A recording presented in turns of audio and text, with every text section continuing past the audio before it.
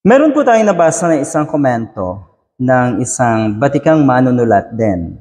Okay, kiniklaim na itong si Christopher Min na veteran.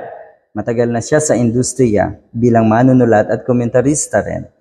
Pero, my God naman, sa halip na mapayabong at dumami yung positibong impact or lumawak yung positibong impact ng ginagawa ng isang Christopher Min sa kanyang mga programa, abay kabaliktaran. Nagiging paurong, marami siyang pinapaaway, pinapasabong, okay? At naging bad talaga yung impact or influence ng kanyang mga pananalita, ng kanyang programa sa mga kababayan natin.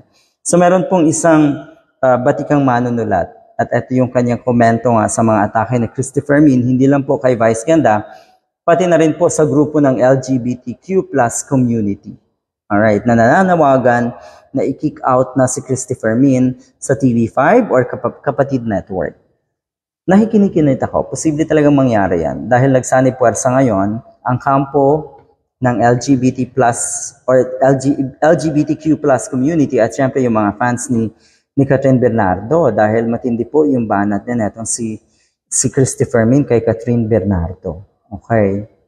Ito yung mga taong okay, sabihin na natin, merong mga kalaban ng ating bayan. Alam niyo na kung sino yung mga yon. Ito yung nakikita ko na pampagulo sa ating lipunan. Salot sa ating bayan. Yung mga katulad na ito. Okay. Sabi ng isang manunulat na hinahangaan din natin, Christopher Min's tirade as an attack or is an attack not just against Vice Ganda, but against our trans sisters and the whole LGBTQ+ community. Abay, syempre, to the rescue or to the defense. Humanap ng depensa itong si Christopher Min. Na kung nga ay si Vice Ganda lang yung kanyang inaatake, tanggap niya ang komunidad ng LGBTQ+. Abay, huli na po sa mga binitawang salita na itong si Christopher Min, naninino ka diba? Akala mo ikaw or sa'yo lang umiikot yung mundo, ibalik natin yung kanyang sinasabi na kung nga ay kay Vice Ganda or feeling ni Vice Ganda ay sa kanya umiikot ang mundo ng marami sa mga kababayan natin. Hindi po, ikaw ang gusto maging sentro ng atensyon. Pero ang ginagawa mo, mga negatibong bagay. Hindi mga inspiring na gawain. So yan po, dyan po talo. Matatawag ko na talo ikaw sa aspetong yan. Sabi pa, atrasado ang utak ni Christopher Min. Totoo, atrasado. Di ba? Veterano na, alam natin. Pero paurong Sa halip na habang tumatagal ay nag-iwan siya ng isang magandang impression at legacy sa mga taga-suporta, taga-subaybay niya. Pero hindi. Nagiging negatibo talaga ang dating. Nagiging bad influence ang dating natin si Christopher Min. Yun nga, sabi dito, hindi na nakasabay sa mga o sa pagbabagong panlipunan ng isang katulad natin si Christopher Min. Tumatanda na paurong. That's the right term. Tumatanda po talagang paurong.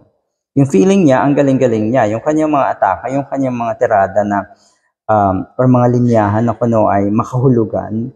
Diba? Meron siyang linya na pag ikaw ay bumaba, patungkol to kay Vice Ganda, nagta-travel ka, pag ikaw ay bumaba at umihi ka patalikod, ang sasabihin daw sa'yo, hoy, humarap ka, huwag kang traidor. Ano yun? Anong kaugnayan?